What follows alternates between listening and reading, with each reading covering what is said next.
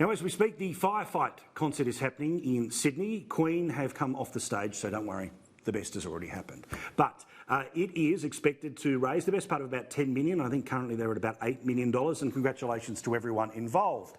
But the Instagram celebrity Celeste Barber, who, I'll be honest, most of you probably haven't heard about because either you're not on social media or you don't follow the mummy blogs. Anyway, because of the $50-something million that she was able to raise via Instagram, via a GoFundMe page, she was able to raise an awful lot of money and a lot of attention, and her star rose to the point where she ended up hosting this concert tonight.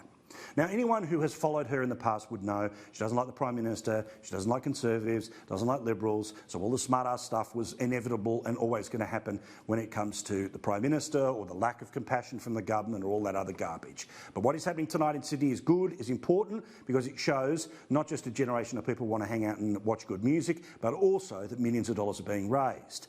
But we can now add Celeste Barber's $51 million donation pool to a whole bunch of others that have got problems. Sherry Markson had excellent comments about this on the program this evening, where essentially it is the Rural Fire Service that is fighting her ability to carve this money up. None of the money has been spent due to the RFS rules that state donations must be spent on firefighting equipment and on training, not on families or charities. Well done to this unnecessary rule, fair dinkum.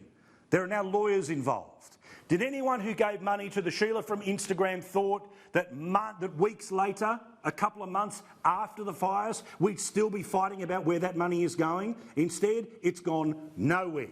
Nowhere.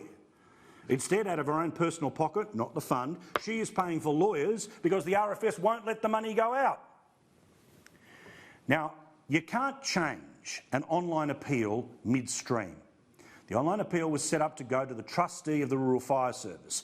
All of the money has gone there, and it doesn't matter whether you say, well, I demand some of it will go here and some of it will go there. The point is, none of it has gone anywhere. Yet another example of how good Australians, at the height of the crisis, gave money expecting it to be spent. But here we are weeks later, and very little of it is moving. We can now add the Instagram celebrity to, well, not an impressive list.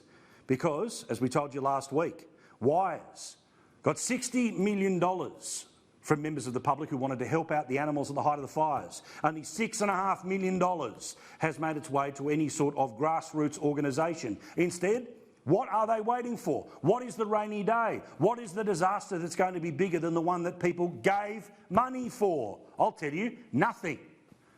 Instead, this stuff will make people nervous about giving to causes unless it is direct help like Blaze Aid that we've talked about before on this show.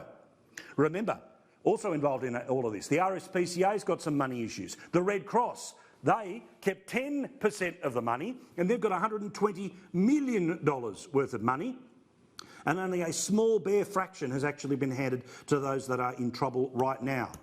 So as we speak, more money is coming in. But where is the money going out? You would think that if it is a wildlife charity, they can give the money pretty quickly. You can imagine that if money went to the RFS, lickety-split, it could be spent on the RFS. You would think that if there's money that is meant to go for the victims of these fires, then the money would be spent, but it's not. Now, I don't want big government, I don't want more clipboards, I don't want politicians. But surely the law needs to be clear here, that when you advertise an appeal, you have to be able to deliver on what you are offering to people. Your language must be clear, and if you want to get long, complicated asterisks and bullet points of terms and conditions, people won't give. The fires brought out so much good. The consequences of the fires must continue to bring on that good. State governments, as we've told you multiple times before, are being exposed for the way that they are running our fire services like a bureaucracy and are hiring lawyers to fight people who have collected money on the behalf of victims. Send the money.